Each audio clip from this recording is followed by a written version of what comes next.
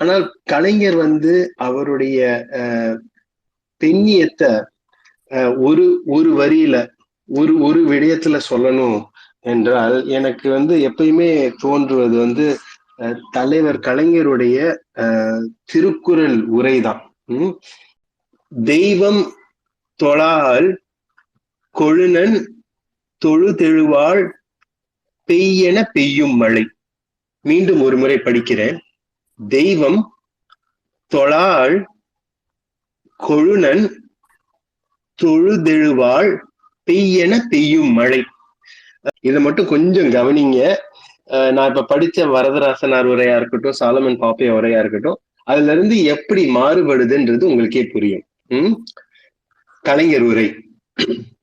கணவன் வாக்கினை கடவுள் வாக்கினை விட மேலாக கருதி அவனையே தொழுதிடும் மனைவி பெய்யென ஆணையிட்டவுடன் அஞ்சி நடுங்கி பெய்கின்ற மழையைப் போல தன்னை அடிமையாக எண்ணிக்கொள்பவளாவாள்.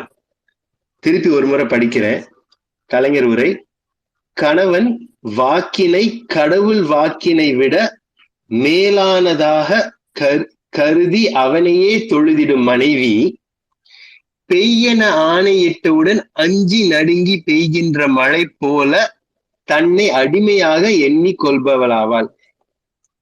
அப்படியே கலைஞர் வந்து இந்த உரையோட சாராம்சத்தை புரட்டி போட்டுறாரு. மத்தவங்க என்ன சொல்றாங்க, கணவன் வந்து தெய்வமா கருதுற மனைவி பெய்யுன்னு சொன்னா மழை கூட பெய்யும், வானம் மேகம் எல்லாம் ரெண்டாவது, அவர் சொன்னோன்னா மழை பெய்யும்ன்றது. ஆனா கலைஞர் வந்து அப்படி எப்படி மாத்திராருன்னு பாத்தீங்கன்னா, கணவனே கடவுளா இருந்து போதித்து தொழுது இருக்கும் மனைவி எப்படி போன்றவள் என்றால், பெய்ன்னு சொன்னோம் உடனே நடுங்கி அஞ்சி போய் பெய்கின்ற மழை இருக்குல்ல, அந்த மாதிரியான ஒரு அடிமை என எண்ணிக்கொள்பவள் அப்படின்றதுதான். அது அங்கதான் கலைஞருடைய தலைவர் கலைஞரோட பெண்ணியம் வந்து ஒரு திருக்குறளையே நம்மளுக்கு வந்து இப்ப இன்னைக்கு இருக்கிற மாடர்ன் இன்டர்பிரிட்டேஷன், சமத்துவம், சம தர்மம், சமூக நீதி அடிப்படையில மாற்றி எழுதுறாரு. இந்த ஒரு வாக்கியம் தான் நான் எப்பயுமே வந்து மனசுல வச்சிருப்பேன். தலைவர் கலைஞருடைய பல்வேறு ஆற்றல், பணி, பெண்ணிய சிந்தனைகளை வந்து ஒரு வாக்கியத்துல சொல்வதற்கு எனக்கு இதுதான் எப்பயும் போதுமானது. பகுத்தறிவு பகலவன் தந்தை பெரியார், தமிழன்னை வேண்டி பெற்ற மகன் பேரறிஞர் அண்ணா அவர்களின் கொள்கை பாதையிலே பயணிக்கும் கழகம் ஆகிய மூன்றும் பிறந்த செப்டம்பர் மாதத்தினை திராவிட மாதமாக கொண்டாடுகிறது கழக தகவல் தொழில்நுட்ப அணி. திராவிட மாத கொண்டாட்டத்தின் ஒரு பகுதியாக தினம்தோறும் இரவு 8 மணிக்கு நடைபெறும் டுடே ஸ்பேஸ் நிகழ்ச்சியின் 24ஆம் நாளான இன்று கலைஞரும் மகளிர் உரிமைகளும் எனும் தலைப்பில் சிறப்புரையாற்றுகிறார் திமுக அயலக அணி செயலாளர் வழக்கறிஞர் திரு மனுராஜ் சண்முக சுந்தரம் அவர்கள். டான்சி வழக்கு முதல் பேரறிவாளன் ஃபரோல் வழக்கு வரை அனைவருக்கும் நன்கு அறியப்பட்ட தமிழ்நாட்டின் மூத்த வழக்கறிஞர்கள் ஒருவரான ஐயா ஆர் சண்முக சுந்தரம் அவர்களின் கொள்கை வாரிசுதான் நம் மனுராஜ் சண்முக சுந்தரம் அவர்கள். 3ஆம் தலைமுறை வழக்கறிஞரான மனுராஜ் சண்முக சுந்தரம் அவர்கள் தேசிய ஊடகங்களிலும் ஆங்கில நாளிதழ்களிலும் சமூக நீதி சார்ந்த கருத்துக்களையும் திராவிட இயக்க சாதனைகளையும் புள்ளி விவரங்களோடு எழுதியும் பேசியும் வருபவர் என்பதோடு LGBTQ பால் புதுமையினரின் சிவில் உரிமைகளுக்காக தொடர்ந்து எழுதியும் வழக்குகளும் நடத்தி வருபவர். திமுக அயலக அணி செயலாளர், வழக்கறிஞர், எழுத்தாளர், தொடர்ந்து சமூக நீதி சார்ந்து செயல்பட்டு வரும் திரு மனுராஜ் சண்முக சுந்தரம் அவர்களை சிறப்புரையாற்ற அன்புடன் அழைக்கிறது கழக தகவல் தொழில்நுட்ப அணி. திமுக தகவல் தொழில்நுட்ப அணிக்கும் அதன் செயலாளருக்கும் அதை சார்ந்த உறுப்பினர்களுக்கும் செயல் வீரர்களுக்கும் முதலில் நன்றி.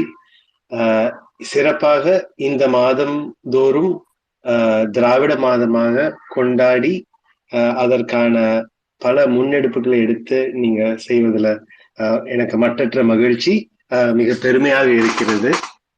அடுத்த கட்ட செயல் வீரர்களையும் அடுத்த தலைமுறை திராவிட பற்றாளர்களையும் ஈர்க்கும் வகையில் உங்களுடைய நிகழ்ச்சிகள் இருப்பது மிகவும் மனசுக்கு மகிழ்ச்சி அளிக்கிறது. ஸோ அதனால் என் சார்பிலும் மற்ற பேச்சாளர் சார்பிலும் முதலில் எங்களது நன்றியை தெரிவித்து கொள்ள கடமைப்பட்டிருக்கிறேன். குறிப்பாக நான் இந்த நிகழ்ச்சியை வந்து தொடர்ந்து கவனிச்சுட்டு வரேன். நீங்க ஒவ்வொரு முறையும் ஒவ்வொரு இஷ்யூவா எது இதெல்லாம் வந்து டாபிக்கலா கண்டெம்பரரியா இருக்கோ அதெல்லாம் எடுத்து அருமையா அதற்கான ஒரு மக்களிடம் போய் சேரும்படியான பல முன்னெடுப்புகளை எடுத்து கொண்டு வருகிறீர்கள். அதனால் இன்று என்னை இந்த நிகழ்ச்சிக்கு அழைத்ததில் மிகவும் பெருமையாக இருக்கிறது. குறிப்பாக இன்று நாம் பேச வேண்டிய தலைப்பு மகளிர் உரிமைகளும் கலைஞரும் அப்படின்ற தலைப்பு. இப்ப 2 விஷயம் நம்ம புரிஞ்சுக்கலாம். ஒண்ணு, கலைஞரை பத்தி ஏன் பேசணும் அப்படின்றது, திராவிட இயக்கம், திராவிட பற்றாளர்கள் எப்ப ஒன்று கூடினாலும் கலைஞரை தவிர்க்க முடியாது.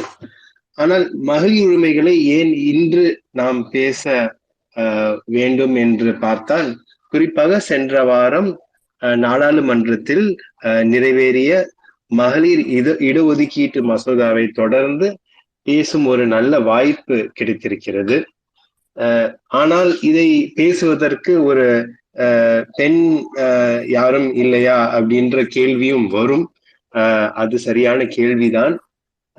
குறிப்பாக பெண்களுக்கு முன்னுரிமையும் இடஒதுக்கீடும் கொடுக்கும் இந்த நேரத்தில் ஒரு ஆண் என்னை போன்ற ஒருத்தவரை வந்து கூப்பிட்டுருக்கீங்களே அப்படின்ற எனக்கும் ஒரு யோசனை வந்துச்சு. ஆனா எவ்வளவு நாள்தான் பெண்கள் மட்டுமே அவர்களுடைய உரிமைகளுக்கும் அவர்களுடைய சார்ந்த விஷயங்களுக்குமே குரல் கொடுக்கணும்னு நம்ம எதிர்பார்க்கணும்? ஆண்களுக்கும் அந்த கடமை இல்லையா? ஆண்களுக்கும் பெண்ணியத்தில் பெண்ணியவாதியாக இருப்பதற்கு இதோட பெரிய ஒரு நல்ல வாய்ப்பும் ஒரு நல்ல நேரமும் இல்லையா என்று யோசித்து பார்க்கும் பொழுது, சரி நம்மளும் இதை பத்தி ஒரு 4 வார்த்தை பேசலாமேன்னு தான் நான் இதற்கு ஒத்துக்கொண்டேன்.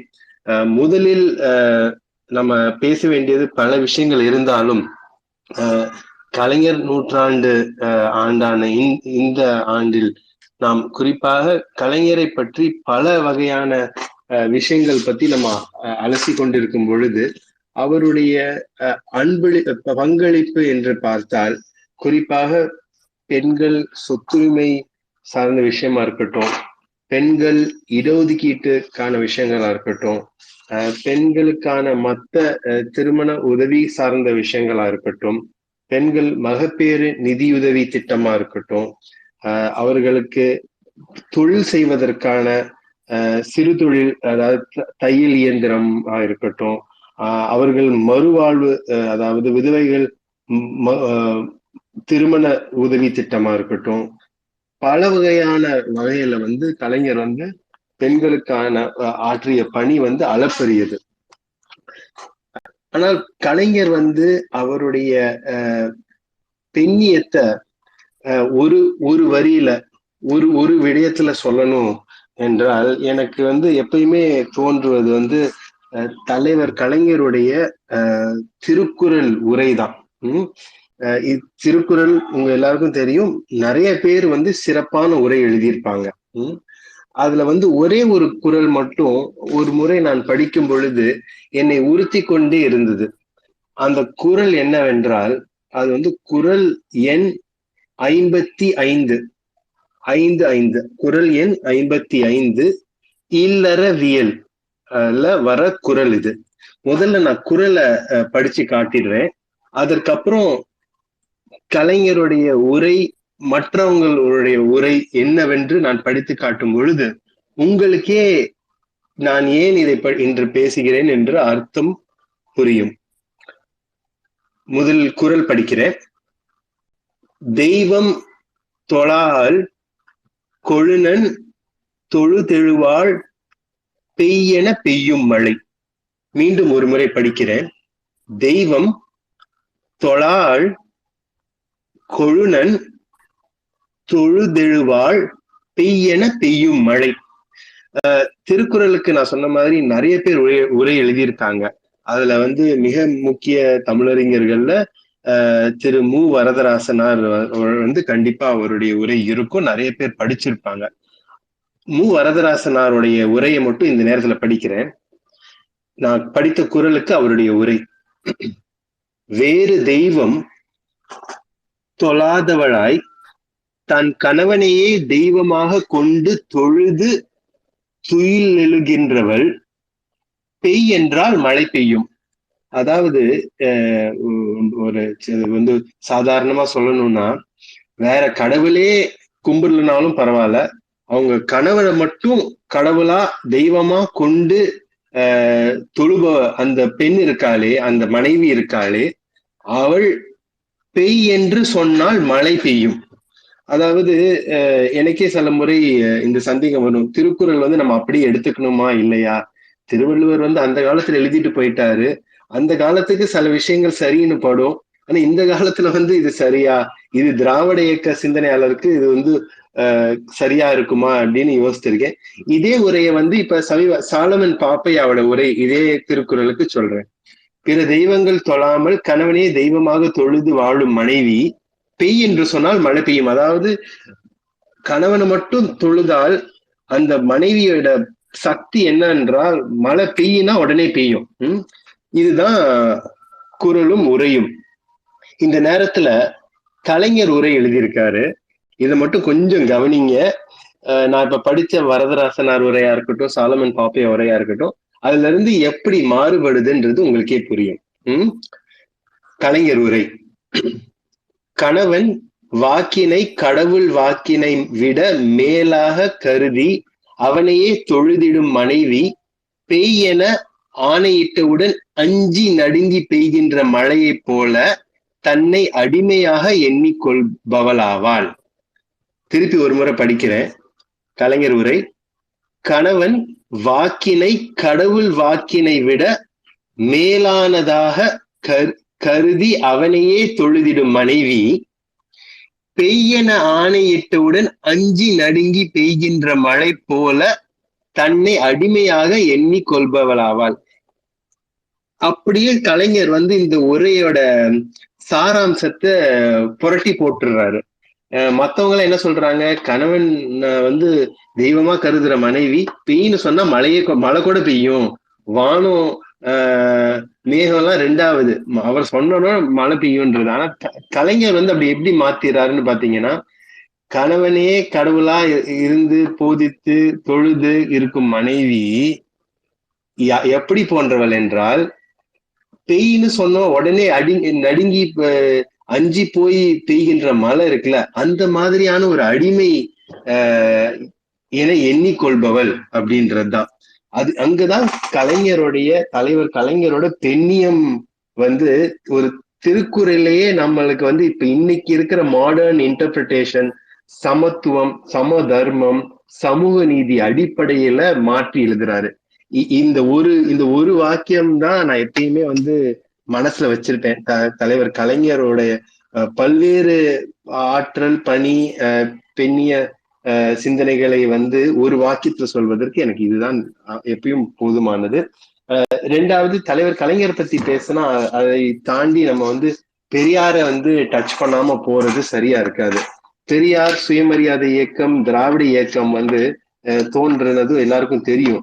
ஆனா 1928ஆம் வருடம், அதாவது கிட்டத்தட்ட 100 வருடங்களுக்கு முன்னாடி முதல் சுயமரியாதை மாநாடு, சுயமரியாதை இயக்க மாநாடு செங்கல்பட்டுல நடக்குது. அந்த காலத்துல 1928ஆம் வருடம், கிட்டத்தட்ட 100 வருடங்களுக்கு முன்னாடியே என்னென்ன தீர்மானங்கள் போட்டிருக்காங்க பெரியாருடைய தலைமையிலன்னு ஒரே ஒரு முறை படிச்சு காட்டிடுறேன். முதல்ல வந்து இதெல்லாம் வந்து ஆங்கிலத்துல இருக்கு. நான் குயிக்கா ஆங்கிலத்துல படிச்சுட்டு அப்புறம் தமிழ்லயும் முடிஞ்ச எடுத்து சொல்றேன். ஃபர்ஸ்ட் வந்து women should be given same rights, அதாவது சம உரிமை, சொத்துல வந்து சம உரிமை. இரண்டாவது, minimum age of marriage should be fixed at 18 வயதுக்கு கீழ் கல்யாணம் பண்ணக்கூடாது. மூன்றாவது, marriage should be terminable at the will of either party, அதாவது யாராவது ஒருத்தவங்களுக்கு வந்து அந்த திருமணம் பிடிக்கலன்னா அவங்க அதை விட்டு செல்வதற்கான உரிமை இருக்கு, முழு உரிமை இருக்கு. நான்காவது, parties to marriage should be given free right to choose the partners, அவங்களுடைய கல்யாணம் திருமணம் நிச்சயிக்கிறது அவங்களுடைய சுய விருப்பத்துல செய்ய வேண்டும். அடுத்து, women should have equal rights to enter into any profession as per men, அதாவது ஆண் மாதிரி பெண்களுக்கும் முழு உரிமை, சம உரிமை, ஒரு தொழில் செய்வதற்கோ ஒரு ப்ரொஃபஷனுக்குள்ள போறதுக்கும் முழு உரிமை, சம உரிமை இருக்குது.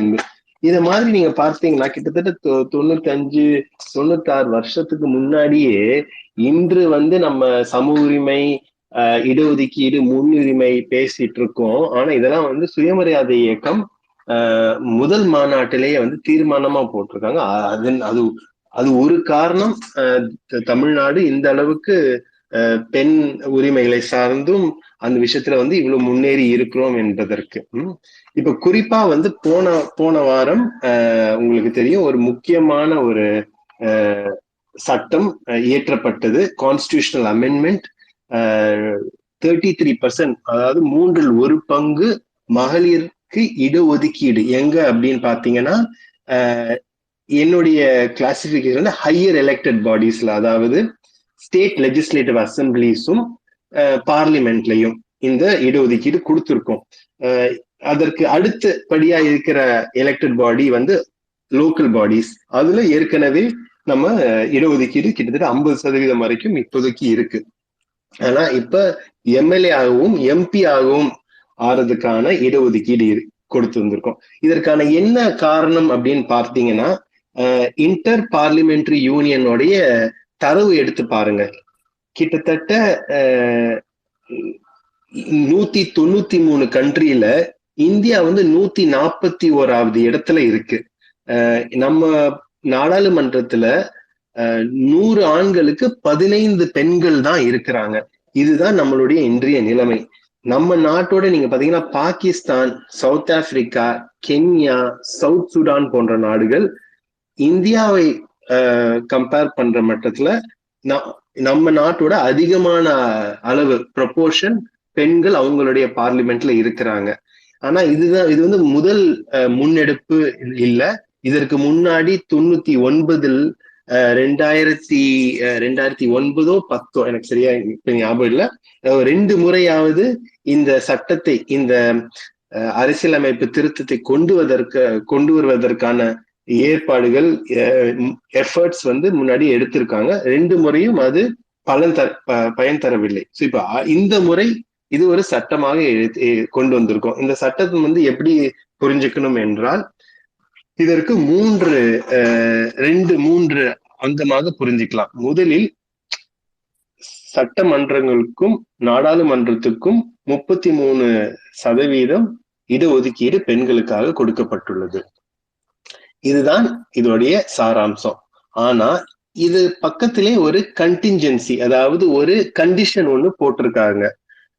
இந்த கண்டிஷன் இதற்கு முன்னாடி இருந்த வரைவு மசோதாக்கள்லையும், இதற்கு முன்னாடி நாடாளுமன்றத்துல தாக்கல் செய்த மசோதாக்கள்லையும் இந்த கண்டிஷன் இல்லை. அந்த கண்டிஷன் என்னன்னு பார்த்தீங்கன்னா, 2 விஷயங்கள் நடக்க வேண்டும். அதாவது இந்த இடஒதுக்கீடு இம்ப்ளிமெண்ட் பண்றதுக்கு முன்னாடி முதலில் சென்சஸ் எடுக்கப்பட வேண்டும். அந்த சென்சஸ் அடிப்படையில், சென்சஸ் என்றால் கணக்கெடுப்பு, எத்தனை பேர் இருக்காங்க, எந்தெந்த ஊர்ல இருக்கிறாங்க, அவங்க வயசு என்ன, ஆணா பெண்ணா இல்ல திருநரா அப்படின்றத அது ஒண்ணு பாக்குறது. அதை தொடர்ந்து டீலிமிட்டேஷன் எக்ஸசைஸ் ஒண்ணு செய்யணும். இந்த மறுசீரமைப்பு என்று சொல்வார்கள். டீலிமிட்டேஷன் என்னன்னா, ஒவ்வொரு முறையும் நம்ம வந்து கிட்டத்தட்ட எத்தனை லட்சம் மக்களுக்கு எத்தனை எலெக்டட் ரெப்ரசன்டேட்டிவ்ஸ், எம்எல்ஏ, எம்பி இருக்காங்கன்றத பார்த்து அதை சரி செய்ய வேண்டும். ஏதாவது இப்ப அர்பனைசேஷன், எல்லாரும் வந்து பெரிய பெரிய மாநகரங்களுக்கு வந்து புலம்பெயர்ந்து செல்கிறார்கள் என்றால், அதில் வந்து அப்ப அந்தந்த மாவட்டங்கள்ல அந்த மாநகரங்களுக்கு வந்து அதிகமான சீட்டுகளையும், மற்ற இடங்கள்ல இருந்து கொஞ்சம் குறைச்சும் கூட்டியும் பண்றதுதான் இந்த மறுசீரமைப்பின் இலக்கு. ஆனால் நீங்க மனசுல என்ன வச்சிருக்கணும் என்றால், 50 ஆண்டுகளாக டீலிமிட்டேஷன் என்று சொல்லக்கூடிய மறுசீரமைப்பு செய்வது இல்லை இந்தியாவில். கடைசியாக 1976 இருந்து, அதாவது 2026 வரைக்கும் டீலிமிட்டேஷனை ஃப்ரீஸ் பண்ணியிருக்கோம், தடை செய்து வைத்திருக்கோம். இது வந்து சட்டமாக நாடாளுமன்றத்தில் இயற்றி தடை செய்து வைத்திருக்கோம். ஏன் இதை வந்து பண்ணல அப்படின்னு பாத்தீங்கன்னா, 1971 கணக்கெடுப்பு படி தமிழகத்துக்கு 39 எம்பி சீட்டுகள் இருக்கிறது. இப்ப அந்த காலகட்டத்துலதான் வந்து ஃபர்ஸ்ட் பாப்புலேஷன் கண்ட்ரோல் வந்து பத்தி பேச ஆரம்பிக்கிறாங்க. இப்ப பாப்புலேஷன் கண்ட்ரோல் பேச ஆரம்பிக்கும் பொழுது அதற்கான ஸ்கீம்ஸ், அதற்கான திட்டங்கள்லாம் அமல்படுத்தும் பொழுது எல்லாம் என்ன சொல்றாங்கன்னா, இப்ப நம்ம வந்து இப்ப டீலிமிட்டேஷன் அடுத்து வந்து 25 ஆண்டுகள்ல செஞ்சா எந்தெந்த ஊர்கள்ல, எந்தெந்த மாநிலங்கள்ல அதிக அளவு பாப்புலேஷன் குரோ ஆகுதோ அங்கங்கெல்லாம் வந்து அதிகமா சீட்டு போயிடும், எம்பி சீட்டு உயரும். ஆனால் எந்தெந்த மாநிலத்துல எல்லாம் ஓரளவுக்கு வந்து கட்டுக்கோப்பாக பாப்புலேஷன் வச்சிருக்காங்களோ அங்கங்கெல்லாம் சீட்டு வந்து அதே ஸ்டாண்டர்ட்ல தான் இருக்கும். அதனால டீலிமிட்டேஷனை ஃப்ரீஸ் பண்ணிடலான்னு 76ல முதல்ல 25 ஆண்டுகளுக்கு முடிவு செய்யறாங்க. அதே மாதிரி 2002லயும் இன்னொரு முறை டீலிமிட்டேஷனை ஃப்ரீஸ் பண்றதுக்கு ஒரு சட்டம் ஏற்றுறாங்க. இப்ப இதுல இருந்து என்ன புரிஞ்சுக்கணும்னா, 70கள்ல இருந்த பாப்புலேஷன் அடிப்படையில தான் நம்ம இன்றைய வரைக்கும் நம்மளுடைய எம்பி சீட்டு, எம்எல்ஏ சீட்டு எல்லாம் இருக்கு. இன்று இருக்கிற பாப்புலேஷன் குரோத்தை வந்து கம்பேர் பண்ணீங்கன்னா தமிழ்நாடு, கேரளா, கர்நாடகா போன்ற மாநிலங்கள் ஓரளவுக்கு பாப்புலேஷன் வந்து கரெக்டா ஒரு லெவல்ல வச்சிருக்காங்க. ஆனால் அதற்கு நேர் எதிராக மத்திய பிரதேஷ், உத்தரப்பிரதேஷ், பீகார் போன்ற மாநிலங்கள்ல பாத்தீங்கன்னா அங்கெல்லாம் பாப்புலேஷன் வந்து எக்ஸ்ப்ளோட் ஆகி வெடிச்சு அந்த அளவுக்கு உயர்ந்திருக்கு.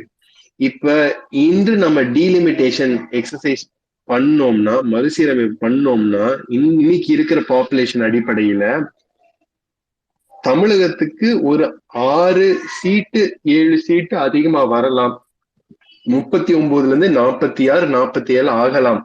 ஆனால் உத்தரப்பிரதேஷுக்கு இப்ப இருக்கிற 80 சீட்ல இருந்து இன்னொரு ஒரு 60 சீட்டாக மினிமம் இன்க்ரீஸ் ஆகும் என்பதுதான்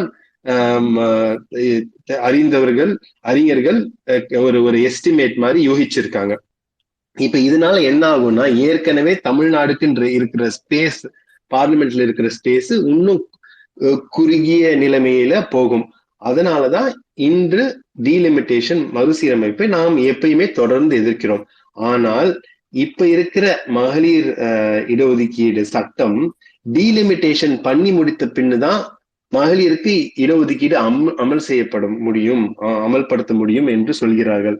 இது எப்படி இருக்குன்னா, இதோட ஐரணி, அதாவது இதோடைய ஒரு விசித்திரமான இத பாருங்க. நம்ம பெண்கள் படிப்பு, பெண்கள் சம உரிமை, பெண்கள் வந்து தொழில் செய்வதற்கான எல்லா உதவி அப்படின்னு பல வகை, பெண்களுக்கு சொத்துரிமை, பெண்களுக்கு வந்து ஃபைனான்சியல் அட்டானமி, அதெல்லாம் நம்ம கொடுத்து ஓரளவுக்கு வந்து ஃபெர்டிலிட்டி ரேட், அதாவது ஒரு குடும்பத்துல எத்தனை குழந்தைகள் இருப்பாங்கன்றது ஒரு அளவுக்கு வந்து கண்ட்ரோல்டா போயிட்டு இருக்கு தமிழ்நாடு, கேரளா போன்ற மாநிலங்கள்ல. ஆனால் இந்த பெண் இடஒதுக்கீடு என்ற சட்டம் இந்த மாதிரி மாநிலங்களை ஒரு கஷ்டமான ஒரு தண்டனை மாதிரியான ஒரு சூழ்நிலையில கொண்டு போய் நிறுத்துது. அதாவது நம்ம தான் இதுல சஃபர் ஆகும். இந்த அடுத்து வந்து டீலிமிட்டேஷன் நடந்து அதற்கப்புறம் இடஒதுக்கீடு மசோதா அமல்படுத்த செய்யப்பட்டால், சோ இது வந்து ஒரு முக்கியமான புரிதல் நம்மளுக்கு வேணும். மகளிர் இடஒதுக்கீடை நம்ம முழுமனதாக வரவேற்கிறோம். ஆனால் மறுசீரமைப்போடு அதை சேர்ப்பதற்கான எந்த ஒரு காரணமோ எந்த ஒரு ரீசனிங்கே இல்லை. இன்று கூட மகளிர் இடஒதுக்கீடு நீங்க இன்னைக்கு கூட கொண்டு வரலாம். 2024க்கு இருக்கிற இத்தனை சீட்டு 543 எம்பி சீட்ல 170 சீட்டுக்கு நாங்க வந்து கொண்டு வர போறோம் அப்படின்னு சொல்லலாம். அது சொல்லாமல் இதை கணக்கெடுப்பும் சென்சஸுக்கும் டீலிமிட்டேஷன் மறுசீரமைப்புக்கும் அதை வந்து ஒரு காரணமே இல்லாம அதை வந்து எடுத்து அதுக்கு ஒரு முடிச்சு போட்டு இது ஏதோ வேற ஒரு திட்டம் மாதிரி தான் இப்பொழுது தெரிகிறது. மிக மிக முக்கியமான ஒரு காரணம் வந்து இதற்கு உண்மையிலே இவங்க மகளிர் இடஒதுக்கீடுல இவங்க பாஜகவோட கொள்கை வந்து என்ன என்று ஒரு புரிதல் இல்லாம இருக்கு. ஏன்னா முன்ன காலத்தில் இடஒதுக்கீடு கொண்டு வந்தப்ப, அந்த மசோதா கொண்டு வந்தப்ப பாஜகவில் இருக்கிற முன்னாள் மத்திய பிரதேஷ் முதலமைச்சர் உமா பாரதியா இருக்கட்டும், இன்று உத்தரப்பிரதேஷ் முதலமைச்சர் அந்த காலத்துல இருந்த எம்பி யோகி ஆதித்யநாத்தா இருக்கட்டும், இவங்க எல்லாம் அதற்கு கடுமையா எதிர்த்தாங்க. அதனால பாஜக RSS ஓட இது பாத்தீங்கன்னா நீங்க நிறைய இடத்துல பார்த்திருப்பீங்க. RSS கொள்கை இருக்கிறவர்கள் பெண்கள் வேலை செய்யக்கூடாது, பெண்கள் அரசியல் போகக்கூடாதுன்ற ஒரு கொள்கையோட தான் இருப்பாங்க. அதனால இவங்க உண்மையிலே இதற்கான இந்த சமத்துவம் சம உரிமையை நம்புகிறார்களா என்பது கேள்விக்குறியானதுதான். இது ஒரு பக்கம் இருக்கட்டும். கடைசியா ஒரு 2 விஷயம் சொல்லி நான் முடிச்சிடுறேன். திமுக திராவிட கொள்கை, திராவிட இயக்கத்தின் பார்வை பெண் சம உரிமையில எப்படி இருக்கும் அப்படின்றத ஒரு 2-3 எடுத்துக்காட்டோட நான் சொல்ல விரும்புறேன். முதலில் உங்க எல்லாருக்கும் தெரியும், இந்த முறை திமுக அரசு அமைந்தவுடன் முதலில் வந்த பல்வேறு திட்டங்கள்ல மிக முக்கியம் வாய்ந்தது பெண்களுக்கு பஸ் பேருந்தில் செல்வதற்கான பஸ் பாஸ், இலவச பஸ் பாஸ், கட்டணமில்லா பஸ் பாஸ் கொண்டு வந்ததுதான். இது சமீபத்தில் 2 ஆண்டுகள் இந்த திட்டம் நிறைவடைந்த பிறகு வந்த ஆராய்ச்சியின் முடிவுகளின் அடிப்படையில் நமக்கு என்ன தெரிய வருதுன்னா, இந்த ஒரு சாதாரண பஸ் பாஸ் என்ற ஒரு திட்டம் மகளிர் அதிக இடத்தில் தொழில் முனைவதற்கும் தொழில் செய்வதற்கும் ரொம்ப ஒரு முக்கியமான காரணமாக, அவர்கள் தொழில் அதிகரிப்பதற்கு, வருமானம் அதிகரிப்பதற்கான ஒரு முக்கியமான ஒரு காரணியாக இருந்திருக்கிறது என்பதுதான் நமக்கு இப்போ 6 மாசம் முன்னாடி வந்த ஒரு தரவின் அடிப்படையில், ஒரு ஆராய்ச்சியின் அடிப்படையில் தெரிய வரும் முதல் முக்கிய தகவல். இப்படி இருக்கிற சூழ்நிலையில கண்டிப்பா திமுக அரசு ஓரளவுக்கு செய்ய வேண்டியதை செஞ்சிட்டாங்க என்று எண்ணிக்கொண்டிருக்கும் ஒரு காலகட்டத்தில் தான் இந்த ஆண்டு, குறிப்பாக கலைஞர் நூற்றாண்டு ஆண்டு, அதுக்கும் மேல் சிறப்பாக கலைஞரின் பெயரிலே மகளிர் உரிமை தொகை திட்டம் அமல்படுத்தியிருக்கிறோம், செயல்படுத்திக் கொண்டிருக்கிறோம். இதை எப்படி புரிந்துக்கணும்னு 2-3 முறை தலைவர் முதலமைச்சர் அவர்களே இதை பற்றி சொல்லியிருக்கிறார். அவர் என்ன சொல்லியிருக்காருன்னா, இது ஒரு உரிமை தொகை, இது யாருக்கும் போடும் ஒரு தானமோ ஒரு ஒரு ஒரு ஒரு பெனிஃபிட்டோ இல்ல, இது ஸ்ட்ரெயிட்டா இது ஒரு என்டைட்டில்மெண்ட் ஸ்கீம், இது ஒரு உரிமை தொகை, மகளிருக்கான உரிமையை நிலைநாட்டும் ஒரு அரசின் கடமை தான் இந்த மகளிர் உரிமை தொகை. இதை புரிந்து கொள்வது நம்ம எல்லாரும் நம்ம வீட்டுல பாக்குற ஒரு விஷயம்தான். ஆனா இந்த சாதாரண ஒரு திட்டத்தை கொண்டு முதலமைச்சரும் இன்று இருக்கும் அரசும் நம்ம ஒவ்வொருவரையும் நம்ம வீட்டுல சுத்தி பார்க்க வைத்திருக்கிறார்கள் என்பதுதான் என்னுடைய புரிதல். ரீசெண்டா 2019 நேஷனல் சாம்பிள் சர்வேயோட டேட்டா ஒண்ணு இருக்கு. அதாவது டேட்டா என்ன சொல்லுதுன்னா, ஒவ்வொரு நாளும் எத்தனை நிமிடங்கள் ஒரு வீட்டுல இருக்கிற ஒரு ஆணும் ஒரு பெண்ணும் அந்த வீட்டுல இருக்கிற அன்பெய்டு ஒர்க், அதாவது ஒரு ஊதியம் இல்லாத வேலை செய்கிறார்கள். ஊதியம் இல்லா வேலை, அதாவது அன்பெய்டு ஒர்க்னா என்னன்னா டொமெஸ்டிக் ஒர்க்னு சொல்லுவோம். இது குழந்தைகளை பாத்துக்கிறதா இருக்கட்டும், வீட்டை சுத்தம் செய்வதா இருக்கட்டும், சமையல் செய்வதா இருக்கட்டும், வீட்டுல இருக்கிற பெரியவர்களை அவங்கள கொஞ்சம் அவங்களுக்கு கேர் கிவிங்னு சொல்லுவாங்க, அவங்களுக்கு அவங்களுடைய உடம்பை பார்த்துக்கிறதுக்கான உதவி செய்வதும், இதெல்லாம் பாத்தீங்கன்னா இது national sample survey. So India முழுக்க இருக்கிற தரவு இது. 97 நிமிடம் ஒரு ஆண், அதாவது 1.5 மணி நேரம் கிட்டத்தட்ட ஒரு ஆண் ஒவ்வொரு நாளும் அவங்க வீட்டுல இருக்கிற அன்பெய்ட் டொமெஸ்டிக் ஒர்க் பாக்குறாங்க. அதை கம்பேர் பண்ணும் பொழுது ஒவ்வொரு உமனும், ஒவ்வொரு பெண் மகளிரும் அவங்க வீட்டுல ஒவ்வொரு நாளும் 300 நிமிடம் கிட்டத்தட்ட, அதாவது 5 மணி நேரம் அன்பெய்ட் டொமெஸ்டிக் ஒர்க் பாக்குறாங்க. அவங்க வீட்டுல இருக்கிறவங்கள பாக்குறது, சமையல் செய்வது, குழந்தைகள் பராமரிப்பது எல்லாம் சேர்த்து 300 நிமிடம், அதாவது 5 மணி நேரம்.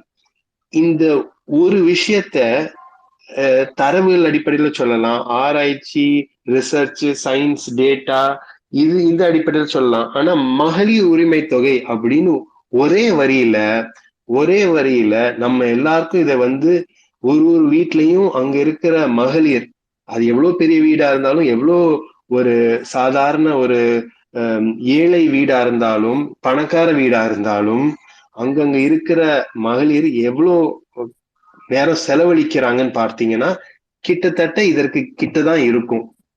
அந்த விஷயத்த, அந்த ஒரு டிஸ்பாரிட்டிய, அந்த ஒரு ஒரு ஒரு ஒரு ஒரு டிஸ்கிரிமினேஷன நம்ம பல விதத்துல வந்து தமிழ்நாடு முன்னேறி இருக்கிறது. பெண்கள் உரிமையிலயும் முன்னேறி இருக்கிறது. பெண்கள் வேலை வாய்ப்பிலயும் முன்னேறி இருக்கிறது. அதற்கு வந்து எந்த ஒரு டவுட்டுமே இல்ல. ஆனால் இன்றைக்கும் 2023 அதாவது நான் சொன்னேன்ல முதல்ல செங்கல்பட்டு முதல் சுயமரியாதை இயக்க மாநாட்டுல இருந்து கிட்டத்தட்ட 100 வருஷம் ஆன பிறகும் ஒவ்வொரு தமிழர் வீட்லயும் இந்த ஒரு டிஸ்பாரிட்டி இருக்கதான் செய்து என்பதை உணர்ந்து அதற்காக ஒரு திட்டத்தை வகுத்தி அதை வந்து கொண்டு வந்து நம்ம எல்லாருக்கும் ஒரு புரிதல் கொடுத்திருக்கிறார் என்பதுதான் இங்கு வந்து நம்மளுடைய முதலமைச்சருடைய பங்கை நான் இதை சுட்டிக்காட்ட கடமைப்பட்டிருக்கிறேன். இது சுட்டி காட்டினா மட்டும் போதுமா? இதற்கு வந்து என்ன செய்யலாம்? இது சரி, அரசு சார்புல வந்து 1000 ரூபாய் கொடுத்துட்டு போயிடுறாங்க. நம்ம என்ன செய்யணும்? ஒவ்வொரு ஆணும் இப்ப இதற்கான அவங்களுடைய நம்ம அந்த 1000 ரூபாய் வந்து வீட்டுல இருக்கிறவங்க வந்து வாங்கிக்கிட்டு அவங்க கிட்ட இருந்து நம்ம புடுங்காம நம்ம வேலையை பார்த்துட்டு அவங்களுக்கு அந்த 1000 ரூபாய் இருந்தா மட்டும் போதுமா? போதாது. இதுதான் என்னுடைய ஒரு சின்ன ஒரு வேண்டுகோள். இந்த நேரத்தில், இந்த தருணத்தில், திராவிட மாதத்தில் இந்த ட்விட்டர் ஸ்பேஸின் வாயிலாக நான் என்ன சொல்ல வரேன்னா, அடுத்த கட்டமாக ஒரு நல்ல ஒரு நம்ம திராவிட இயக்கம் அடுத்த கட்டத்துக்கு நகரணும். நம் தமிழர்கள் வீட்டில் சமத்துவம் இருக்க வேண்டும். ஆணும் பெண்ணும் ஓரளவுக்கு வந்து சம உரிமை பெற வேண்டும் என்றால் உரிமை தொகை ஸ்கீம் மட்டும் போதாது. ஒவ்வொரு வீட்டிலையும் குழந்தைங்களை பார்க்கறதுல இருந்து, சமையல் செய்வதிலிருந்து இருந்து, பாத்திரத்தை விளக்குறதுல இருந்து, துணி துவைக்கிறதுல இருந்து, வீட்டை வந்து பார்த்துக்கிறதும் ஆணுக்கும் சரிபாதி வேலை பங்கு இருக்கு என்பதை நாம் எல்லாம் உணர வேண்டும். அப்படி உணரும் பொழுதுதான் உண்மையிலே மகளிருக்கு ஒரு சம உரிமை, ஒரு ஒரு சம தர்ம ஒரு ஒரு இந்த சொசைட்டில ஒரு ஈக்குவாலிட்டி, ஒரு ஜெண்டர் ஜஸ்டிஸ்ன்றது அப்பதான் பிறக்கும். உண்மையில என்னுடைய கருத்து அதுதான். இந்த திட்டத்தின் மகளிர் உரிமை தொகை திட்டத்தின் ஒரு குறிக்கோளாகவும் இருக்கிறது என்று நான் உளமாற நம்புகிறேன். அதன் அடிப்படையில் தான் இந்த ஒரு செய்தியோடைய என்னுடைய இன்றைக்கான என்னுடைய ட்விட்டர் ஸ்பேசஸ் வாய்ப்பு தந்ததற்கு இளைஞர் தகவல் தொழில்நுட்ப அணி செயலாளருக்கும் அவர்கள் சார்ந்த அனைத்து செயல் வீரர்கள், ஆபீஸ் பேரர்ஸ் அனைவருக்கும் என்னுடைய மனமார்ந்த நன்றியை தெரிவித்துக் கொண்டு வேற ஏதாவது வாய்ப்புல திருப்பி உங்களை சந்திக்க விரும்புறேன். அதற்கு நடுவுல வேற ஏதாவது கேள்விகள் இருந்தாலும் இங்க இருக்கிற ஆர்கனைசர்ஸோட பர்மிஷனோட 2-3 கேள்விகள் ஏதாவது என்னால ஆன்சர் சொல்ல முடியும்னா சொல்றேன். நன்றி, வணக்கம்.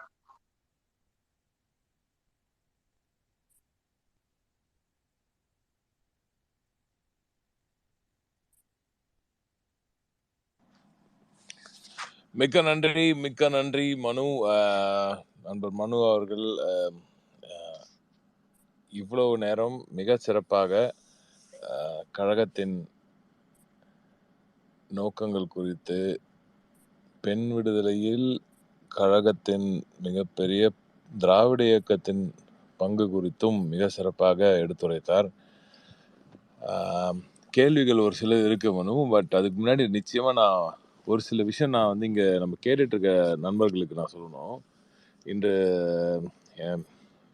I asked my beloved brother Manu to come over and grace this occasion.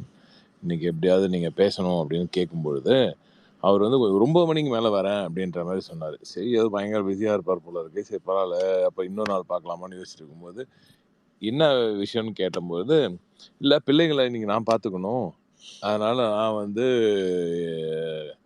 On duty, N duty இருக்குது. ஸோ அதனால் அந்த நேரத்தில் நான் எப்படி விட்டு வர்றதுன்றது சொன்னார். ஸோ இவ்வளோ நேரம் அவர் சொன்ன கருத்திலிருந்து சிறிதும் விலகாமல் அவரது வாழ்க்கையில் அவரது இல்லத்தரசிக்கு சம உரிமை கொடுத்து அவரது பணியிலும் பாதிக்கு பாதி இவர் பார்க்கறாருன்றது தான் மிக சிறப்பான ஒரு விஷயம். இதை கேட்டுட்டு இருக்க என் பொண்டாட்டிக்கிட்ட முதல்ல நான் பொண்டாட்டிக்கு மிகப்பெரிய நான் மன்னிப்பு கேட்டுக்கிறேன். நீ இதையே எதிர்பார்த்து என்கிட்ட எதிர்பார்க்கறீங்க, முடியலனால சத்தியமா. அதனால அதையும் நான் சொல்றேன். என் பக்கத்துலேயே உட்காந்து கை நீட்டி அப்படியே ஒரு முறைப்போடு என்னை பார்த்துருக்கேன் என் பொண்டாட்டி. அதனால ஐ எம் ரியலி சாரி. நான் என்னால் முடிஞ்ச அளவுக்கு நான் ஹெல்ப் பண்ணுறேன். அதனால மனு லெவலுக்கு என்னால் முடியாது. அவர் ரொம்ப உன்னிப்பாக அவர் ரொம்ப அழகாக அவரோட பணி மிக சிறப்பான பணி. He's a busy lawyer, excellent policy advocate. இன்னொரு விஷயமும் சொல்லணும், சம உரிமை வெறும் பெண் உரிமை மட்டும் பேசுகிறவர் கிடையாது மனு.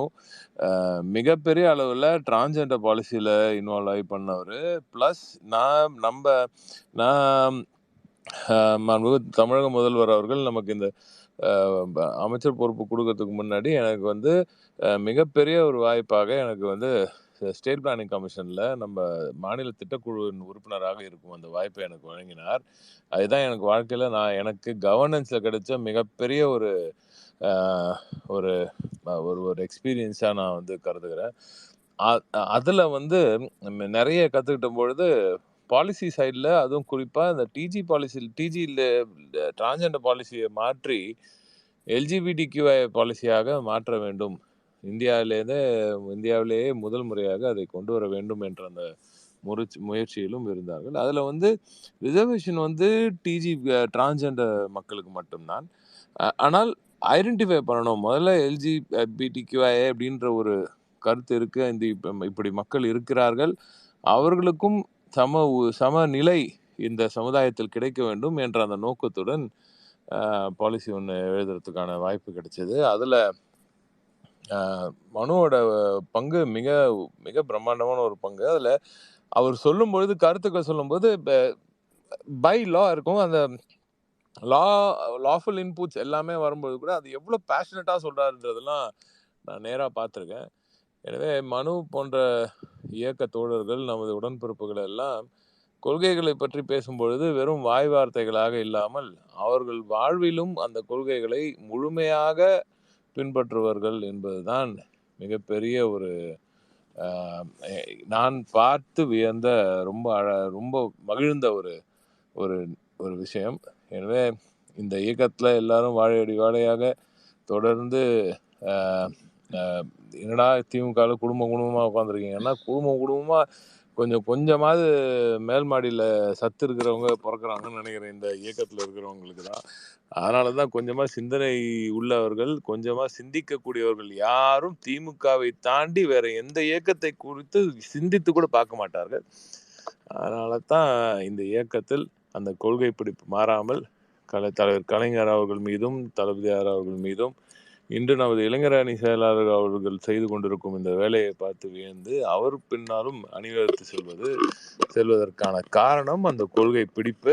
அந்த கொள்கை பிடிப்பு நமது சின்னவர் அவர்களுக்கு, இளைஞர் அணி செயலாளர் அவர்களுக்கு, அமைச்சர் அவர்களுக்கு எவ்வளவு இருக்கிறது என்பது சமீப காலத்தில் நீங்கள் எல்லாருமே ரொம்ப உன்னிப்பாக கவனித்து பார்த்துருப்பீங்க.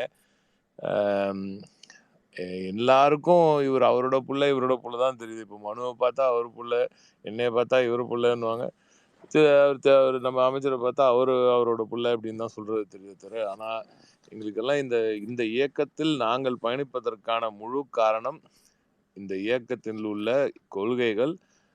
அது தலைவர் கலைஞர் அவர்களை பார்த்து வியந்து வளர்ந்ததால் அது ஏற்படுத்திய தாக்கம்.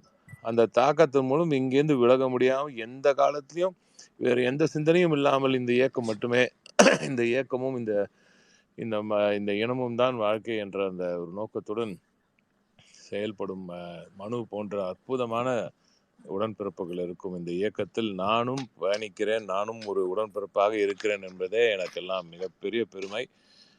எனவே thanks a lot Manu, always excellent to listen in to you. அதுலாவும் வந்திருந்தார் கொஞ்ச நேரம், அவரும் கேட்டுட்டு இருந்தார், அப்புறம் காணாம போயிட்டாப்புல, எங்கே போனாப்புலன்னு தெரில. இந்த மாதிரி நிறைய பேர் இன்னைக்கு இணைந்தாங்க. ரொம்ப அற்புதமாக பேசுனீங்க. ஒரு சில கேள்விகள் மட்டும் இருக்கு, அது நீங்கள் பதில் சொல்லுவீங்கன்னு நினைக்கிறேன். கேள்வி கேட்டலாமாண்ணா? என்ன இல்லைன்னா யார் இருக்கா? நிறைய இருக்காங்களா? கனெக்ட் ஆனாங்களா இன்னைக்கு? கேள்விகள் இருக்கு. கேட்டுருங்க. நன்றிகள் சார். மகளிர் உரிமைகளை முத்தமிழறிஞர், மாண்புமிகு கலைஞர் மற்றும் மாண்புமிகு முதலமைச்சர் அவர்களின் திட்டங்கள் வாயிலாக மிக தெளிவான புள்ளி விவரங்களோடு விளக்கியதற்கு நன்றிகள் சார். உங்ககிட்ட சில கேள்விகள் இருக்கு, கேட்கலாமா சார்? தாராளமா கேட்கலாம். Okay sir. கேள்வி கேட்கும் போது மட்டும் மியூட் பண்ணிக்கோங்க சார், அப்பதான் எக்கோ பிரச்சனைகள் இருக்காது. முதல் கேள்வியை நெல்லையிலிருந்து கல்யாணி பாண்டியன் அவர்கள் கேட்டிருக்காங்க. முத்தமிழறிஞர் தலைவர் கலைஞரின் மகளிர் நலத்திட்டங்கள் பலதும் யாரும் சிந்தித்து கூட பார்க்க முடியாதவை. இதில் மிக மகத்தான திட்டமாக நீங்கள் நினைப்பது எது?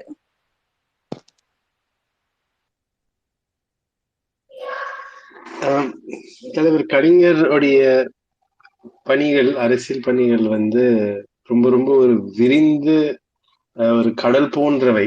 அதுல வந்து ஏதோ ஒரு 1, 2 விஷயங்கள் நம்ம எடுத்து சொல்லிட்டு போறது வந்து அவ்வளோ சரியாவும் கரெக்டாவும் இருக்காது. இருந்தாலும் நீங்க இந்த கேள்வி கேட்டனால எல்லாருக்கும் தெரிந்தது வந்து எனக்கும் முதலில் நான் படித்ததுல வந்து 1989 சொத்தில் சம பங்கு கொண்டு வந்த திட்டம். அந்த நேரத்துல வந்து அந்த காலகட்டத்துல இந்தியாவிலே 2வது மாநிலமாக, முதல் மாநிலம் கேரளா என்று நினைக்கிறேன், 2வது மாநிலமாக நம்ம கொண்டு வந்தோம் 89ல. அதன் பிறகு 2005 தான் சுப்ரீம் கோர்ட், உச்ச நீதிமன்றத்தின் ஒரு தீர்ப்பின் அடிப்படையில் ஹிந்து குடும்பத்துல இருக்க அனைத்து மகளிருக்குமே வந்து சொத்தில் சம உரிமை, சம பங்கு உண்டு என்று தீர்ப்பு வந்த பிறகுதான் 2005 தான் மத்த மாநிலங்கள்ல, அதாவது ரெஸ்ட் ஆஃப் த கண்ட்ரிலே வந்து இது நடைமுறை ஆக்கப்பட்டது. அதனால அப்படி எடுத்து பாத்தீங்கன்னா கிட்டத்தட்ட ஒரு 15-16 வருடங்களுக்கு வந்து முன்னோடியாக அன்று 89ல கலைஞர் கொண்டு வந்த திட்டம். அதை தொடர்ந்து ஆசிரியர் பணியில் வந்து மகளிருக்கான ஒரு இடஒதுக்கீடு கிட்டத்தட்ட 40%. அதை தொடர்ந்து இது லோக்கல் பாடி எலெக்ஷன்ல வந்து இடஒதுக்கீடு, அந்த அப்படி நீங்க சொல்லிட்டே போலாம்.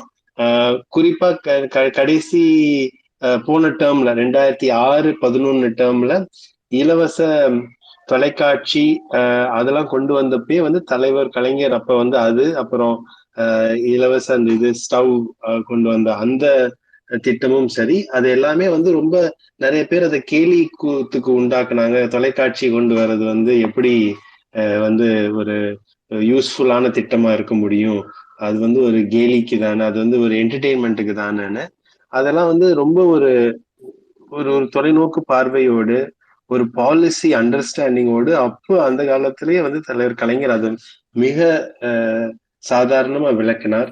சோ அதனால என்னைய பொறுத்த வரைக்கும் இந்த மாதிரி திட்டங்கள் எல்லாமே வந்து சிறப்பான திட்டங்கள். அதை தாண்டி அதோட சேர்ந்து திருமண உதவி திட்டம் என்பதும் வந்து அது பாத்தீங்கன்னா அதுல வந்து ஒரு உள்நோக்கு இருக்கும். திருமண உதவி திட்டம்னா திருமணத்துக்கு உதவி மட்டும் இல்ல, அதுக்கு ஒரு கண்டிஷன் போட்டிருப்பாங்க. பெண்கள் வந்து இத்தனை 10வது வரைக்கும் படித்து முடித்திருக்க வேண்டும் என்பது. அதனாலே நிறைய வீட்டுல வந்து அவங்களுக்கு அந்த மாதிரியான ஒரு படித்து முடிப்பதற்கான ஒரு சூழ்நிலை ஏற்படுத்தப்பட்டது. சோ இதுதான் வந்து எக்கனாமிக்ஸ்ல இன்சென்டிவைசிங்னு சொல்லுவாங்க. ஒரு நல்லது நடக்கணும்னா அதை எப்படி இன்சென்டிவைஸ், அதை எப்படி ஊக்குவிக்கிறதுன்றது. சோ அதெல்லாம் வந்து ரொம்ப நுணுக்கமா புரிந்து அந்த மாதிரி திட்டத்தை வந்து கொண்டு வந்தது தலைவர் கலைஞரால் மட்டும்தான் முடியும் என்று நான் நம்புகிறேன். ஆனா இந்த எல்லா திட்டத்திலையும் எனக்கு மிக பிடித்தது வந்து சொத்தில் சம பங்கு தான். குறிப்பாக சொன்ன மாதிரி 1928லயே வந்து அதற்கு தீர்மானம் அப்பயே போட்டாங்க சுயமரியாதை இயக்க மாநாட்டுல. ஆனா அதை நிறைவு செய்தது, நடைமுறைப்படுத்தியது தலைவர் கலைஞர் தான். அதுல முக்கியமா ஒரு விஷயம் வந்து நீங்க அந்த கேஸ் ஸ்டவ் மேட்டர் சொன்னீங்க. அதுல நம்ம தேர்தல்ல வாக்குறுதியா கொடுத்துட்டோம் அது கேஸ் அடுப்பு கொடுக்குறோன்னு. அந்த கேஸ் அடுப்பு கொடுக்கலான்றதுக்கு உள்ள செக்ரட்டரியில நடந்த ஒரு டிஸ்கஷன் வந்து நம்ம கேஸ் ஸ்டவ் தான் கொடுக்குறோம்னு சொல்லிட்டோம், ஒரு சிங்கிள் பர்னர் இருக்கிறத கொடுத்துடலாங்கய்யா, நம்மளுக்கு நிறைய பணமும் மிச்சமாகும்னு சொல்லி அதிகாரிகள் சொல்லும் பொழுது, ஏன் அவங்க வேலை சீக்கிரம் முடியணும், அந்த அடுப்பறையிலேருந்து அவங்க வெளியில சீக்கிரம் வரணுன்றதுக்காக தான் பண்றேன். நீங்க அதையும் ஒரு ஸ்டவ் கொடுத்து எப்படியா பண்ண முடியும்? அவங்க ஒரு இதுல சாப்பாடு வைக்கணும், இன்னொரு இடத்துல குழம்பு வைக்கணும்னா 2வது வேணும், 2 பண்ணுங்க நீங்கன்னு சொல்லி வலியுறுத்தி செஞ்ச தலைவர் கலைஞர் அவர்கள். அதுதான் மிக சிறப்பு. வெறும் கண் துடைப்புக்காக வாக்குறுதி கொடுத்துட்டோம் அப்படின்றத நிறைவேற்றிட்டோம்னு ஈஸியா ஒரு பர்னர் கொடுத்து வேலையை முடிச்சிட்டு இருக்கலாம். ஆனா அவர் அது பண்ணல. நோக்கம் என்னவோ அதுல ரொம்ப தெளிவா இருந்து, செலவானாலும் பரவாயில்ல, இதுதான் நோக்கம் என்னவோ அது நிறைவேறணுன்றதுக்காக 2 பர்னர் கொடுத்தவர் தான் தலைவர் கலைஞர். அது இந்த காலத்து பிள்ளைங்கள்லாம் அதை பத்தி பேசணும், அதுக்காக சொல்றேன். கண்டிப்பா பேசுவாங்க சார். இரண்டாவது கேள்வி பாபநாசத்திலிருந்து நாகலட்சுமி கேட்டிருக்காங்க. தலைவர் கலைஞர் முதல் இன்றைய முதலமைச்சர் வரை திராவிட மாடல் அரசு செயல்படுத்தும் திட்டங்கள் அனைத்தும் மகளிரின் வாழ்க்கையில் பெரிய முன்னேற்றங்களை ஏற்படுத்தியவை. இவற்றை தேசிய ஊடகங்கள் கவனிக்கிறதா? இவற்றை எப்படி வட இந்திய ஊடகங்களுக்கும் மக்களுக்கும் எடுத்து செல்வது? நன்றி. இல்ல, ஒரு ஆழமான கேள்வி. இதையும் ரொம்ப எளிதில் கடந்து போக முடியாது. இந்த கேள்விக்கு பின்னாடி இருக்கிற பெரிய கேள்வி உண்மையிலேயே தமிழ்நாட்டில் நடக்கிறது. திராவிட இயக்கம், சுயமரியாதை இயக்கம், திராவிட கட்சிகளின் பங்களிப்பு, திராவிட மாடல் என்று நாம் இன்று சொல்லும் அந்த எக்கனாமிக் சோசியல் ஜஸ்டிஸ் மாடல், இதெல்லாம் எந்த அளவுக்கு முதலில் புரிதல் இருக்கிறது என்று பார்த்தாலே சமீப காலத்தில் அமைச்சர் அவர்கள், இளைஞரணி செயலாளர்கள் பேசிய பேச்சிலிருந்து அதற்கு எதிர்ப்புகளை பார்த்தாலே உங்களுக்கு தெரியும். வட இந்தியாவில் குறிப்பாக டெல்லி, உத்தரப்பிரதேஷ், மத்திய பிரதேஷ் இந்த மாதிரி இடங்கள்ல எந்த ஒரு புரிதலுமே சுத்தமாக இல்லை. இதுதான் முதலில் நமக்கு இருக்கிற ஒரு பெரிய ஒரு பேரியர், ஒரு பெரிய ஒரு தடை. இதை தாண்டி நாம் அவர்களுக்கு புரிய வைக்க வேண்டும் என்பது கொஞ்சம் கடினம்தான். 1967 இருந்தே இந்த பிரச்சனைகளை நம்ம சந்தித்து கொண்டுதான் இருக்கிறோம். அன்றைக்கே 1962 67 வரைக்கும் அறிஞர் அண்ணா மேலவை ராஜ்யசபா உறுப்பினரா இருந்த பொழுது அப்பவே கேட்பாங்க, எதுக்கு நீங்க தமிழ்நாடுன்னு பேரை மாத்தணும் அப்படின்றது. அப்ப எல்லாருக்கும் தெரியும், அப்ப அண்ணா சொல்லியிருப்பாங்க, அது எங்களுக்கு ஒரு மிக முக்கியமான ஒரு விடயம். நீங்க எப்படி பார்லிமெண்ட்டுக்கு அதாவது கீழ் சபையை எப்படி நீங்க லோக்சபா, இத ராஜ்யசபா, இவர் ராஷ்டிரபதி பவன் அப்படின்னு மாத்துறீங்களோ அதே மாதிரி எங்களுக்கும் இது ஒரு மிக முக்கியமானது. அதுக்கடுத்து நீங்க பாத்தீங்கன்னா இருமொழி கொள்கை எதுக்குன்னு அப்பயும் கேலி செய்வாங்க. அப்பொழுதும் அண்ணா அதை பத்தி ரொம்ப நல்ல விதமா புரிதல் கொண்டு கொடுத்துருப்பாங்க. இப்ப முதலில் நீங்க மீடியா, வட இந்திய மீடியா எப்படி புரிய வைக்கணும்னு சொல்றீங்க, அவங்களுக்கு எப்படி இதை எடுத்துட்டு போய் சொல்லணும்னு சொல்றீங்க. முதலில் வட இந்திய மீடியா எங்க இருந்து வருது? அவங்களும் மக்கள் தான். டெல்லியிலையும், நொய்டாலையும், ஆக்ராலையும், ஜெய்ப்பூர்லயும் இங்கதான் பிறக்குறாங்க. அங்க இருக்கிற மனிதர்களுக்கு, அங்க இருக்கிற சமுதாயத்துக்கு தமிழ்நாடு, திராவிட இயக்கம் பத்திய புரிதல் இல்லாத பொழுது இதை மீடியாவுக்கு மட்டும் எப்படி எடுத்துட்டு போய் சொல்ல முடியும் என்பதே எனக்கு புரியல. முதலில் இந்தியால இருக்கிற எல்லா இடத்துக்கும் நம்ம இதை பண்ணணும். சமீப காலத்தில் உண்மையிலே தகவல் தொழில்நுட்ப அணி செய்த அந்த இந்தியா கான்க்ளேவ் என்று நினைக்கிறேன், டிஎம்கே ஃபார் இந்தியா என்ற கான்க்ளேவ், அதாவது நியூ டெல்லியில நடத்தினீங்க. அது அந்த மாதிரியான முன்னெடுப்புகள் கண்டிப்பாக நமக்கு பயன் தரும். அதே போல ஒவ்வொரு முறையும் நம்ம இப்பெல்லாம் அதிக அளவுல ஆங்கில தொலைக்காட்சியில போய் நம்ம பங்கெடுக்கிறோம். அதுவும் ஓரளவுக்கு நமக்கு ஹெல்ப்ஃபுல்லா இருக்கும். அது போன்ற முன்னெடுப்புகள் என்னால் முடிந்தவரை நான் ஆங்கில பத்திரிகைகள், குறிப்பாக தி ஹிந்து, இந்தியன் எக்ஸ்பிரஸ், அதாவது டெல்லியில ஒரு Indian Express, Times of India, இந்த மாதிரி நாளிதழ்கள் எங்கெல்லாம் முடியுமோ தமிழ்நாடை பத்தி, திராவிட இயக்க கருத்துக்களை பற்றி எழுதுறேன். குறிப்பாக எங்கெங்கெல்லாம் நம்ம மேல அவதூறு பேசுகிறார்களோ அதற்கு எதிர்வினையும் ஆற்ற முயற்சி செய்கிறேன். அந்த மாதிரியான ஒரு விஷயங்களை நாம் எடுத்து செல்ல வேண்டும். திராவிட இயக்க சமூகத்தின் சிறந்த திட்டங்கள், உயர்ந்த சிந்தனைகளை வந்து கண்டிப்பாக தேசிய அளவுல சட்டமாக கொண்டு செல்ல வேண்டும். நிறைய நாடாளுமன்ற உறுப்பினர்கள் வந்து போன்ற முறை நாம் இருக்கிறோம். போன்ற தேர்தலில் இருந்து பல பேர் வந்து இதற்கான முன்னெடுப்புகள் எடுத்திருக்கிறார்கள். எனக்கு தெரிந்தே வந்து நீங்க பாத்தீங்கன்னா குறிப்பா டாக்டர் செந்தில்குமாரா இருக்கட்டும், டாக்டர் தமிழிச்சி தங்கப்பாண்டியனா இருக்கட்டும், இவங்க எல்லாருமே நிறைய பிரைவேட் மெம்பர் பில்ஸ் கொடுத்திருக்காங்க பார்லிமெண்ட்ல. நம்ம இங்க இருக்கிற சமத்துவபுரமே வந்து நாடளவுல இருக்கணும் அப்படின்றது, இங்க இருக்கிற சுயமரியாதை திருமணம் அப்படின்றது அது எல்லா மாநிலங்களுக்குள்ளேயும் வந்து நம்ம நிறைவேற்றணும் அந்த சட்டத்திட்டம் என்பது. சோ இந்த மாதிரி நிறைய விஷயங்கள் செய்யணும். நீங்க வந்து ரொம்ப சாதாரணமா இந்த கேள்விய பாபநாசத்துல இருந்து அவங்க கேட்டுட்டாங்க. இருந்தாலும் இது அவ்வளவு சாதாரணமான விஷயமா இல்லை. அப்படி இருந்திருந்தா கண்டிப்பா பேரறிஞர் அண்ணாவோ தலைவர் கலைஞரோ அவங்க காலத்திலேயே வந்து செய்து முடித்து இருப்பார்கள். ஆனால் இது வந்து நம்மளுடைய அடுத்த 50 ஆண்டு கால பணியாக இருக்கும் என்று நம்புகிறேன். கண்டிப்பா சார்.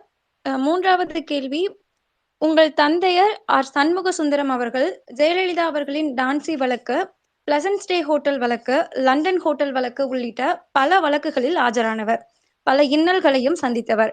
இந்த சம்பவங்களில் சுவாரஸ்யமான மறக்க முடியாத நிகழ்வுகள் இருக்கிறதா? இந்த கேள்வியை கோவையிலிருந்து செந்தில்ராஜன் அவர்கள் கேட்டிருக்காங்க சார்.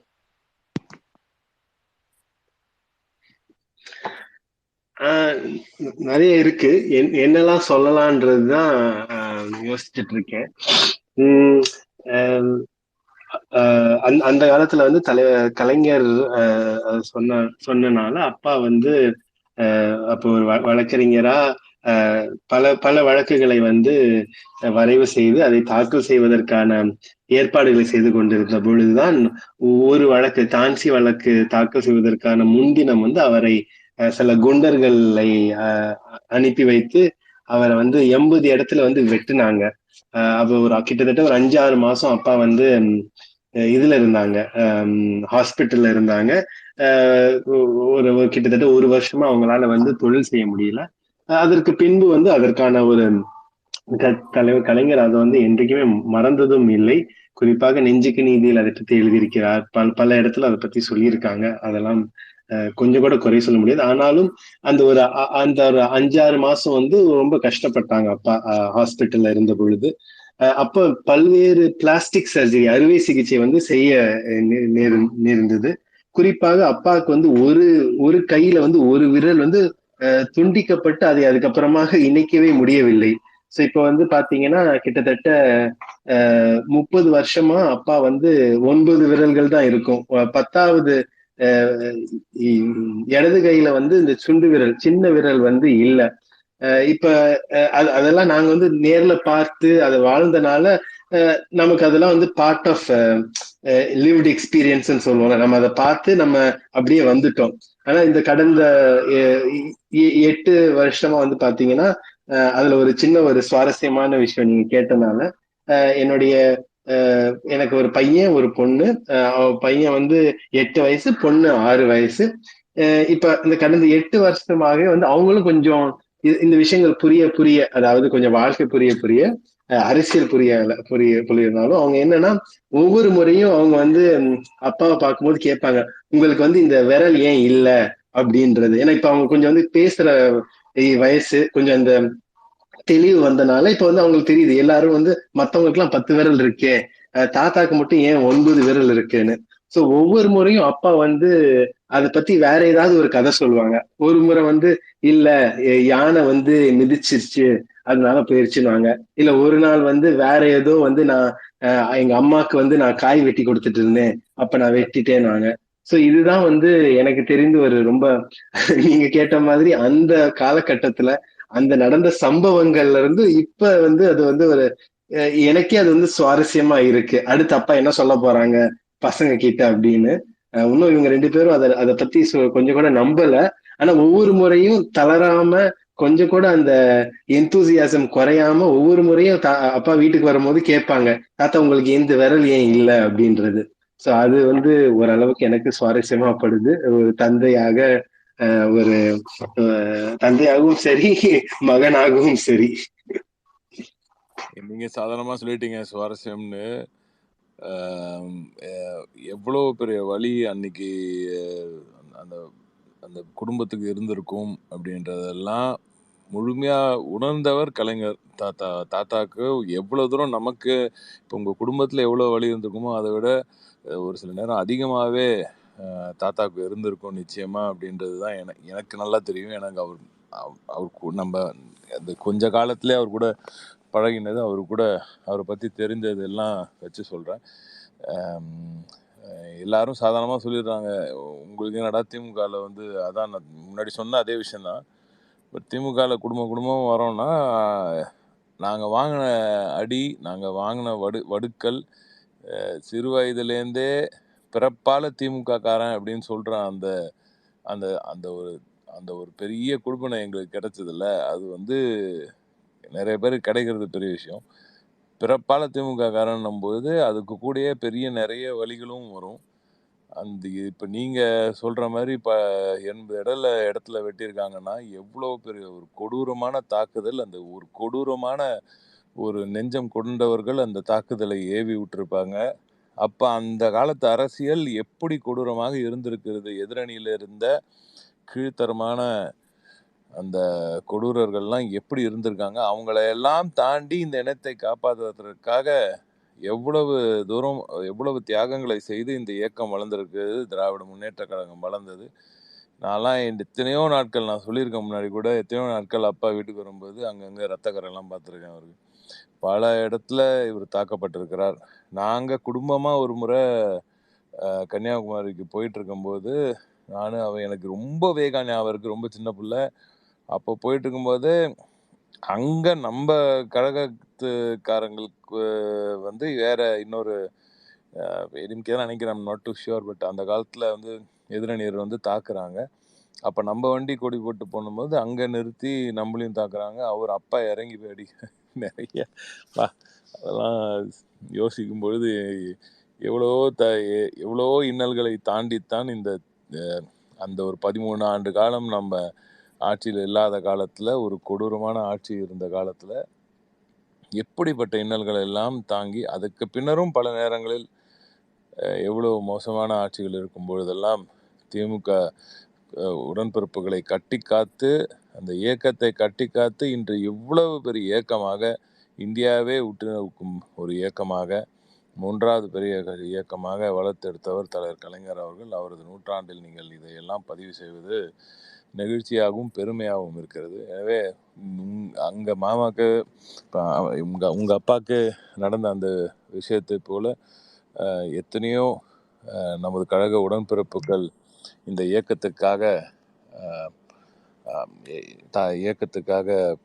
ரத்தம் செஞ்சிருக்கிறார்கள், முழுமையாக ரத்தம் செஞ்சிருக்கிறார்கள். ஒரு விரலே ஒருத்தர் விட்டு கொடுத்துருக்காரு. இப்போ அந்த மாதிரி எவ்வளோ இடத்துல எவ்வளோ தாக்குதல்கள், அதையெல்லாம் தான் கடந்து தான் இந்த இயக்கம் வளர்ந்திருக்கிறது என்பதை நமது பிள்ளைகள், நமது அடுத்த தலைமுறையினர், குறிப்பாக இளைஞரணி தம்பிமார்கள், நமது மாணவர் அணி தம்பிமார்கள், நமது தொழில்நுட்ப அணியின் இளம் தம்பிமார்கள் எல்லோரும் இதை குறிப்பெடுத்து கொண்டு இதெல்லாம் நினைத்து இதெல்லாம் பதிவு செய்து கொள்ளுங்கள். உங்கள் மனசில் ஆழமாக பதிவு செய்து அது மறையவே கூட. இதெல்லாம் தாண்டி தாண்டா இந்த இயக்கம் வளர்ந்துச்சு, இப்போ இவ்வளோ பெரிய வளர்ச்சியை தமிழகத்துக்கு கொடுத்துட்டு இருக்குன்னா இந்த இயக்கம், இதெல்லாம் தாண்டி வந்து இத்தனை அடி வாங்கிட்டு வந்து தாண்டா இந்த இயக்கம் இப்படி வளர்ந்து நிற்குதுன்றதெல்லாம் நீங்கள் மனசில் எழுதி வச்சுக்காங்க. இதெல்லாத்தையும் அடுத்த கேள்வி கேளுங்க.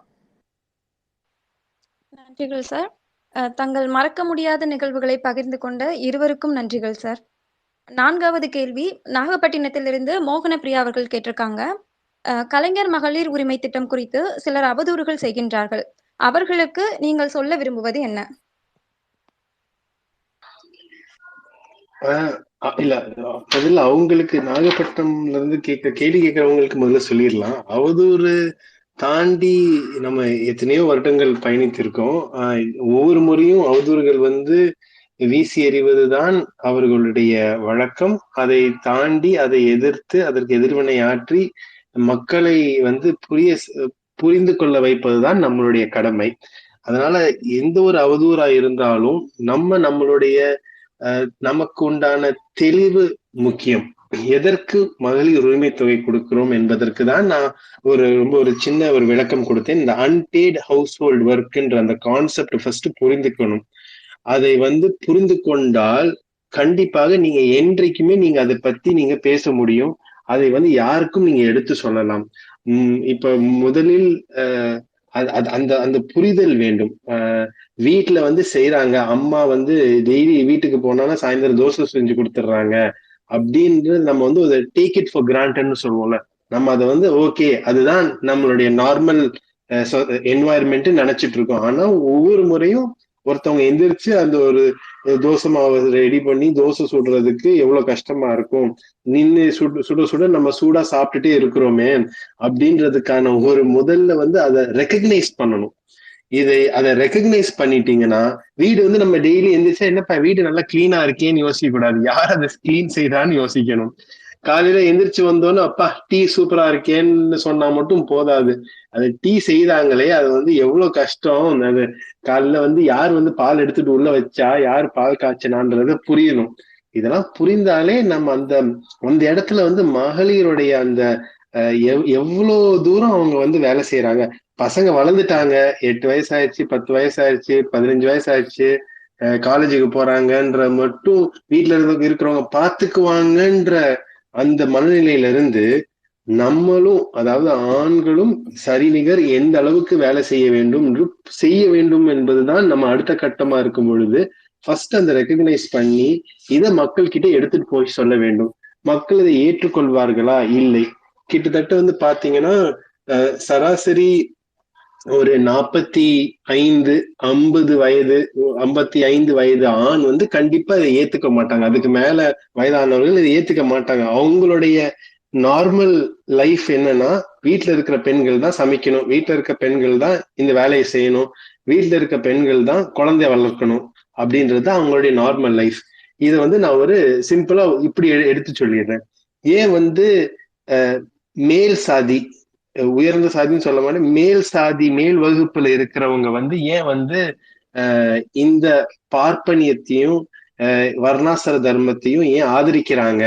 ஏன் அவங்களுக்கு இதோட இந்த ஒரு காஸ்ட் சிஸ்டம் ஓட தவறுகளை புரிந்து கொள்ள முடியாதா என்று நீங்க யோசித்து பாருங்க.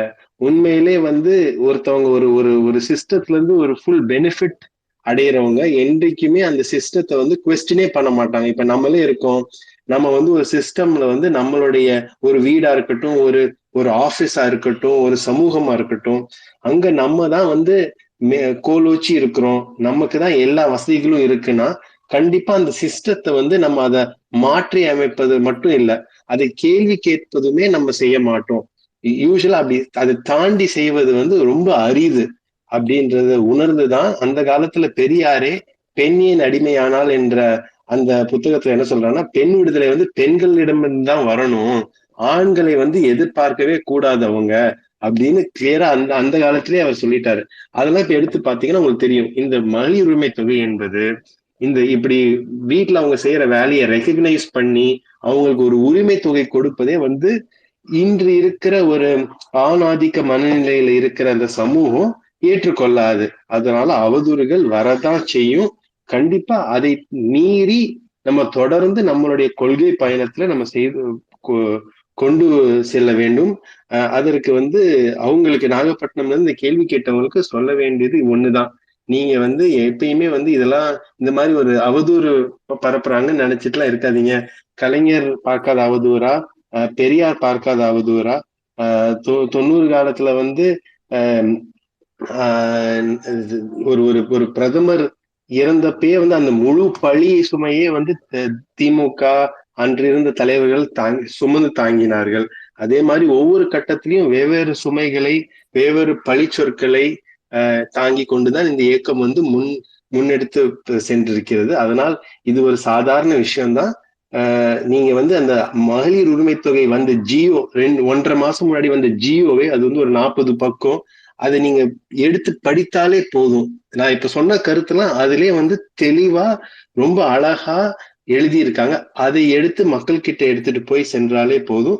அதற்கு இந்த மாதிரியான முன்னெடுப்புகளும் அவசியம். அதோட ஒரு 2 விஷயம் சொல்லிடுறேன். 9 மணி ஆயிடுச்சு. தகவல் தொழில்நுட்ப அணி செயலாளர் வந்து பேசும்போது திருப்பி நீங்க சொன்னீங்க, ஐடி விங் தம்பிமார்களும் மாணவரணி தம்பிமார்களும்னு. குறிப்பா வந்து நிறைய தங்கைமார்களும் இருக்கிறாங்க. அதை நீங்க மறந்துடக்கூடாது. கண்டிப்பா அவங்களும் கவனிச்சு கொண்டே இருக்கிறாங்க. சோ அது நம்ம பேசுற டாபிக் அந்த மாதிரி. அப்படி இல்லைனாலும் நம்ம வந்து ஏற்கும் அந்த மாதிரி. இரண்டாவது, அவர் முதல்ல சொன்ன மாதிரி அதான் உண்மை.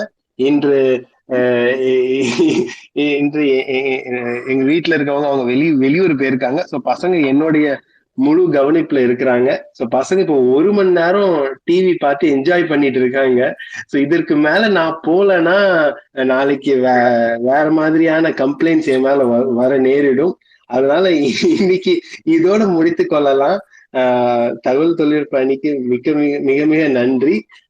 சோ சாரி, நிறைய கொஸ்டின்ஸ் இருக்குன்னு தெரியும், பட் இதோட முடிச்சுக்கலாம். Totally understand. மிக்க நன்றி மனு. அண்ட் தங்கைமார்களும் நிச்சயமாக இதை நோட் பண்ணிக்காங்க. நிச்சயமா தப்பு தான் நான் சொன்னது. அதனால இனிமே தங்கைகளுக்கும் தம்பிகளுக்கும் அனைவருக்கும் இது முக்கிய கருத்து. நோட் பண்ணிக்காங்க. சரி, நன்றி சொல்லிடுங்க தம்பி. தேங்க்யூ மனு. Thanks a lot. You can go now. நன்றி சொல்லிடுங்க. நன்றிகள் சார். தங்கள் வருகைக்கும் மிக தெளிவான முறையில் சிறப்புரையாற்றியதற்கும் உடன்பிறப்புகளின் கேள்விக்கு சிறப்பாக விளக்கம் அளித்ததற்கும் நன்றிகள் சார்.